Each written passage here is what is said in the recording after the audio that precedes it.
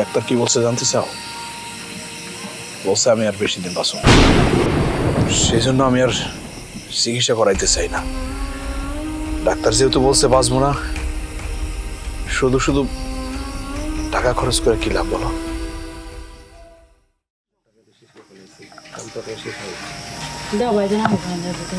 মনীষ, জি ভাইজান। কি অবস্থা? টাকা যে তোমার দিলাম, কেনাকাটা কি কি করলা? বাজার সদাই প্রায় শেষ, কিন্তু আরো 1050 টাকা লাগবে। কি কো? তোমার যে টাকা দিছি এই টাকা দিয়ে তো বাজার হয়ে যাওয়ার কথা, আরো কিছু থাকার কথা। ভাইজান, তুমি কি করলে এই কথাটা? তোমার কি আমার জামাইয়ের চোর মনে হয়? তুমি বাজার কত টাকা দিছো সেখান থেকে আমার জামাই টাকা চুরি করে নিচ্ছে, এটা কোনো কথা কইলা? তুমি কিন্তু কাজটা ঠিক করো না ভাইজান। আরে তোর জামাইয়ের অপমান করলাম কই? আমি বলতে চাইলাম যে টাকা দিছি সেই টাকাই তো বাঁচার কথা। তো তুমি তো আমার জামাইয়ের অপমান করলা। আমার জামাই প্রতি সপ্তাহে 1 লাখ 2 লাখ টাকা করে হাতায়। তুমি জানো ও কি ছড়ানো করে জন্ম নিছে নাকি? আরে তোর জামাইয়ের আমি অপমান করলাম কই? আমি বলতে চাইতেছি যে টাকা দিছি এই টাকা দিয়ে বাজার করে তোর কিছু উপরের কথা। না, তুমি অনেক কিছু বলে ফেলছো। এমন কিছু বলো না মানে তুমি আমার জামাইয়ের অপমান করছো। তুমি আমার অপমান করছো। আম্মা, আম্মা দেখো। এই কি হইছে রে? তোমার বলে আমার জামাইয়ের অপমান করতেছো। ওকে ছোট কর। ওকে ছোট নাকি ছেলে? কি হয়েছে? এত চিল্লাস কিসের জন্য? ভাইজান তোমার জামাইয়ের চোর কইছে। চুপ কর। কি কষে এগুলা উল্টাপাল্টা কথা? হ্যাঁ, শুরু করবো কিসের জন্য? কোনো উল্টাপাল্টা কথা কই নাই। বিয়ার লেগে ওরে বাজারে খরচ দিচ্ছে, ওইখান থেকে মনে হয় কিছু টাকা শর্ট পড়ছে। এলে কেউ চুরি করে নিয়ে গেছে নাকি? টাকাগুলো তো সব কাজে লাগাইছে। এখন ওর ভাইয়ের কাছে টাকা দিচ্ছে, ভাই করে কি যে টাকাগুলো কয় হিসাব দাও। হিসাব কেন চাইবো? আপনাকে ছড়ানো নাকি? আমার জামাইকে ছড়ানো করে বড় হইছে নাকি? আমি দেখতেছি। চুপ কর। এই নাজনীন, যা তো ওকে ঘরে নিয়ে যা। দুলো ভাই ঘরে চলেন তো।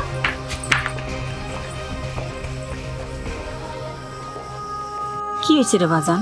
আম্মা, তোমার মেয়ে বলতেছে আমি মেয়ের জামাই নাকি অপমান করছি। আমি অপমান কেন করুম? আমি এসে জিজ্ঞাসা করতেছি যে নাজরিনের বিয়ে উপলক্ষে যে 1 লাখ টাকা দিয়েছে বাজার করতে, এটা কি অবস্থা, বাজার সদাই করছে কিনা, কত টাকা পাচ্ছে? উনি বলতেছে আরো 10,000 টাকা লাগবে। আমি বললাম যে 10,000 লাগবো কেন? যে টাকা দিছি এটা তো হয়ে যাওয়ার কথা। এই কথা বলতে না বলতে তোমার মেয়ে চিল্লাচিল্লি শুরু করে দিছে, বলতেছে আমি নাকি অপমান করতেছি। তুই তো ঠিকই কইছিস, ওর আবার অপমান হওয়ার কি আছে? ওমা, হিসাব চাইবো না? টাকা পয়সা দিছে, হিসাব তো চাইবই, ছোট ভাইয়ের মতো। আর বাজার করতে গেছে, হিসাব না চাই বাজার কি করলো জানবো না? এই যে বাদ দাও, শুনলে আবার তোমার মেয়ে চিল্লাচিল্লি করবো, কারোরই কিছু কওয়া যায় না।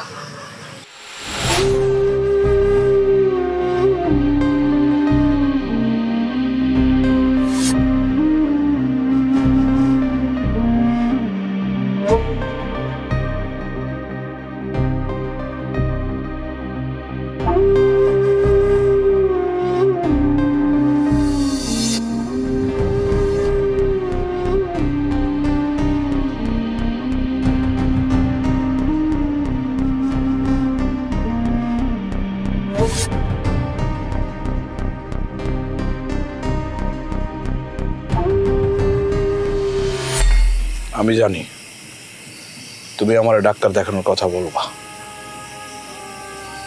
তোমরা কি ভাবছো আমি ডাক্তার দেখাই নাই? ডাক্তার আমি দেখাইছি।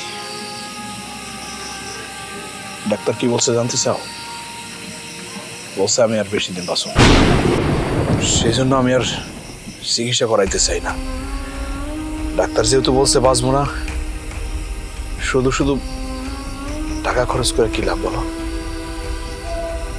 সেজন্য আমি ভাবছি যে টাকা দিয়ে আমি চিকিৎসা করাবো সেই টাকা দিয়ে ছোট বোনের বিয়ের ব্যবস্থাটা করি, ছোট ভাইয়ের একটা গতি করি। কারণ এই সংসারের বড় আমি, আমার একটা দায়িত্ব আছে।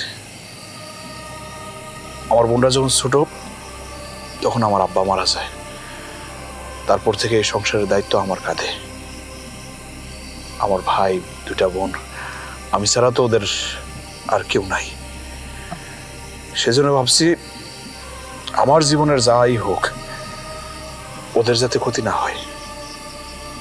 কি ভাবতেছো আমি খুব স্বার্থপর না? শুধু নিজের চিন্তা করতেছি? আসলে আমি কি করবো বলো? আমার তো আর শক্তি নাই যে তোমার ধরে রাখো। যদি আমার শক্তি থাকতো আমি সারা জীবন তোমার আগলায় রাখতাম। এই বুকের মাঝখানে কিন্তু সৃষ্টিকর্তা হয়তো চায় নাই যে তোমার সাথে আমার মিলন হোক। আমি জানি তুমি মনে মনে ভাবতেছো সবার একটা গতি করে যাইতেছে, তোমার কোনো গতি করতে পারতেছি না। শাপলা, আমি জানি তুমি আমার অনেক ভালোবাসো, আমার জন্য অনেক কষ্ট করছো। আমিও তোমারে অনেক ভালোবাসি। আমার কপাল খারাপ যে তোমার সাথে আমার মিলন সম্ভব না। সেজন্য আমি তোমারে রাইখা যাইতেছি তোমার নিয়তির কাছে। এই জন্মে তোমার সাথে হয়তো আমার মিলন সম্ভব না,